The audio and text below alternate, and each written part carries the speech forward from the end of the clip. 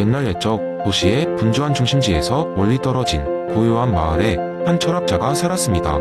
그의 이름은 헤르만이었고 마을 사람들 사이에선 생각하는 사람으로 알려져 있었습니다. 헤르만은 매일 아침 산책을 하며 복잡한 철학적 사유에 잠기곤 했습니다. 특히 그는 이마누엘 칸트의 선험적 종합 판단에 깊은 관심을 가지고 있었습니다. 마을 사람들은 헤르만이 날마다 무슨 생각을 하는지 궁금해했습니다. 그래서 어느 날 그의 지혜를 탐닉하고자 마을 광장에서 그에게 연설을 요청했습니다. 헤르만은 이를 쾌히 받아들였고 드디어 그의 재미있는 이야기로 사람들에게 선험적 종합 판단의 세계를 열어주었습니다. 여러분, 우리의 일상은 종종 익숙해 보이지만 그 안에는 놀라운 신비가 숨어 있습니다. 헤르만이 말문을 열었습니다. 여러분은 아침에 눈을 뜨면 바로 태양이 떠오르리라 생각하시죠? 그런데 그걸 믿는 이유가 무엇일까요? 사람들은 순간 멈칫하며 서로를 쳐다보았습니다. 그야 당연한 거 아니야? 라는 표정이지만 헤르만은 미소를 지으며 계속해서 말을 이었습니다. 이것이 바로 여러분의 머릿속에서 이루어지는 선험적 종합 판단이란 것입니다. 우리는 경험 없이도 논리적으로 세상의 일부를 이해하고 판단할 수 있습니다. 즉, 여러분이 일어나서 태양이 떠오른다는 것을 예상할 때 이는 이미 여러분 안에 내재된 지식인 것입니다. 그때 한 어린아이가 손을 들고 물었습니다. 할아버지, 그러면 구름 낀 날에는 어떻게 태양이 떠오를 걸 알 수 있어요? 헤르만은 웃으며 대답했습니다. 훌륭한 질문입니다. 그것이 선험적인 것입니다.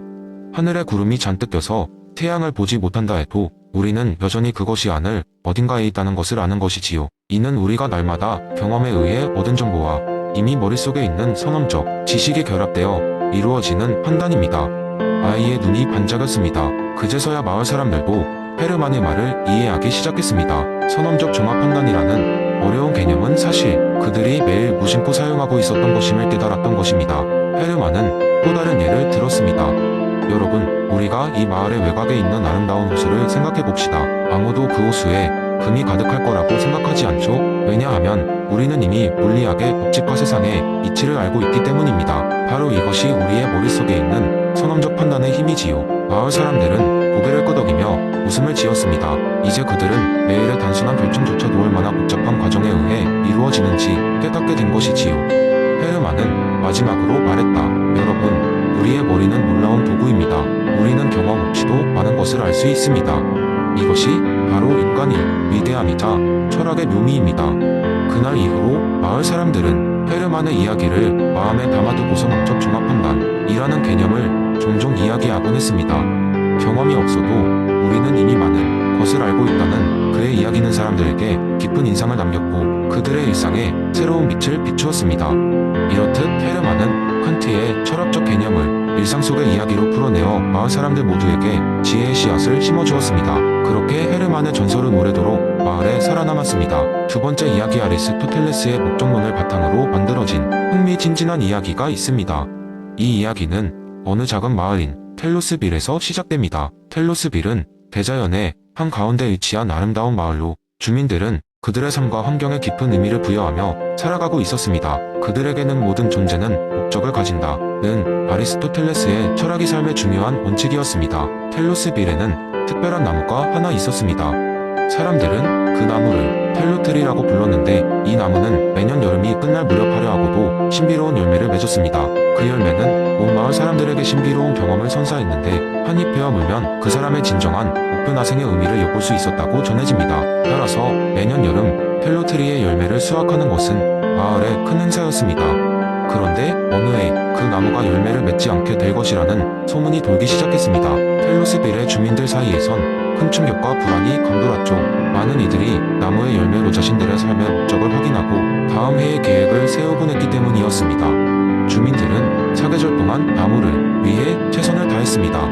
물을 주고 그 주위 환경을 돌보고 밤에는 노래를 불러주며 그 나무와 함께했습니다. 하지만 열매가 맺히지 않을 것이라는 소식은 변하지 않았습니다. 이 소식을 접한 한 젊은 철학자 소피아는 마을의 놀라움 속에서도 차분함을 유지했습니다.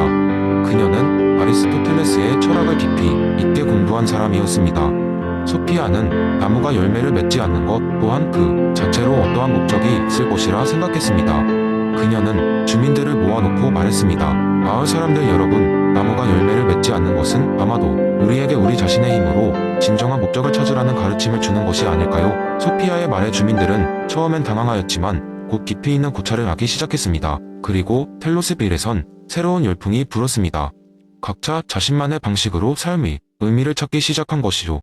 농부들은 생명의 순환에서 그들의 목적을 발견했고, 어부들은 물속에서 깊이를, 가수들은 음악 속에서 감동을 찾아냈습니다. 이렇게 마을은 전에 없던 생동감으로 가득 찼고, 주민들은 스스로의 목적을 찾는 것의 기쁨을 새롭게 배워나갔습니다. 결국 그 해가 끝날 무렵 텔로트리는 작은 싹을 내밀며 다시 새로운 시작을 알리기 시작했습니다. 그 싹은 곧 탐스러운 열매로 성장했고, 마을 사람들은 그것을 단순한 나무가 아닌 가르침의 상징으로 여기게 되었습니다. 이것이 목적론, 즉 모든 존재가 나름의 목표를 가지고 있음을 받아들이는 삶의 작은 이야기입니다. 아리스토텔레스의 목적론은 이렇게 텔로스빌 사람들에게 단순히 존재하는 것이 목적을 갖고 있음을 깨닫게 했고, 그 깨달음은 모든 형태의 삶과 소통하는 방법을 제시했습니다. 이 이야기는 결국 인간이 자신의 내면을 탐구하고 삶의 여정을 스스로 정의하려 할 때 진정한 목적과 삶의 의미를 발견할 수 있다는 중요한 메시지를 전해주고 있습니다. 세 번째 이야기, 옛날 옛적에 도넛 왕국이라는 작은 왕국이 있었습니다. 이곳은 다양한 맛과 크기의 도넛으로 유명했지만 이상하게도 그곳 사람들은 항상 무엇이 가장 도덕적인 도넛인지 논쟁하는데 시간을 많이 보냈습니다. 도넛 왕국의 중심에는 말 그대로 도넛처럼 둥글게 생긴 광장이 있었는데, 그 광장에는 공리라고인이라는 묘한 이름의 커다란 보드가 걸려 있었습니다. 이는 존 스튜어트 밀의 공리주의 이론을 설명하기 위한 보드였고, 주민들은 이를 통해 어떻게 행복을 최대화할 수 있을지를 끊임없이 고민했습니다. 어느 날 도넛 왕국에 큰 문제가 발생했습니다. 한 도넛 제빵사가 자신이 발견한 새로운 레시피의 도넛을 출시했는데 그 이름이 행복 도넛이었습니다. 이 도넛은 먹으면 정말 환상적인 기분을 주었는데, 맛을 보면 잠시 동안 모든 스트레스와 걱정이 사라지는 경험을 할 수 있었습니다. 하지만 행복 도넛에는 문제가 하나 있었으니 한번 먹기 시작하면 그 맛에 빠져 계속해서 먹고 싶어졌고, 그 결과 건강에 매우 좋지 않았습니다. 왕국의 지혜로운 왕은 이 문제를 해결하기 위해 고민에 빠졌습니다. 행복 도넛을 계속 판매하게 된다면 사람들은 일시적인 행복감을 얻겠지만 결국 건강을 해치게 됩니다. 하지만 이를 금지시킨다면 도넛으로 잠시나마 삶의 행복을 누리던 사람들은 매우 실망할 것입니다. 왕은 결국 공리라고인 보드에 새 문제로 이를 올렸습니다.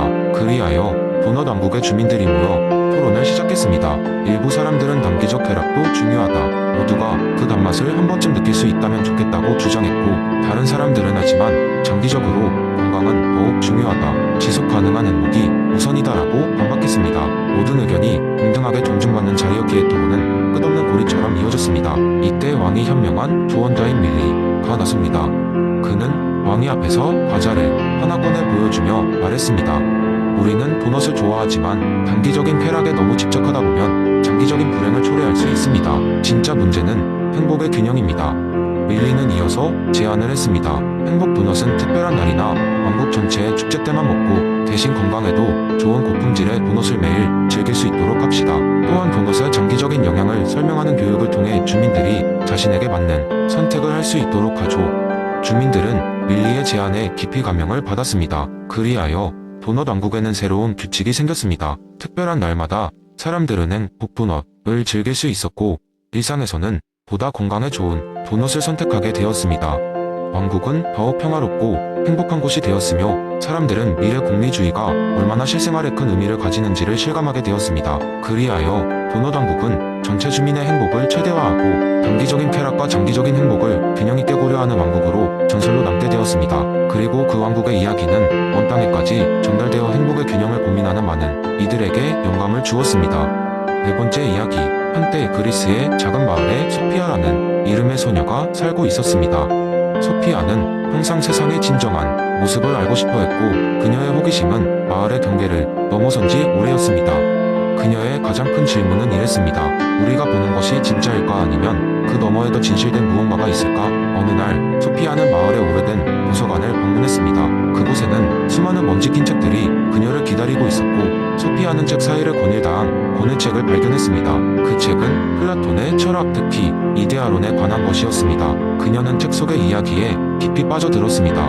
이데아론은 현실의 모든 것이 완벽한 이데아의 그림자에 불과하다는 주장이었죠. 완벽한 완벽한 나무, 그리고 완벽한 사람, 그 모든 것이 어디엔가 있다고 말입니다. 그녀는 이 이론에 매료되어 자신이 삶에서도 이를 탐구하기로 했습니다.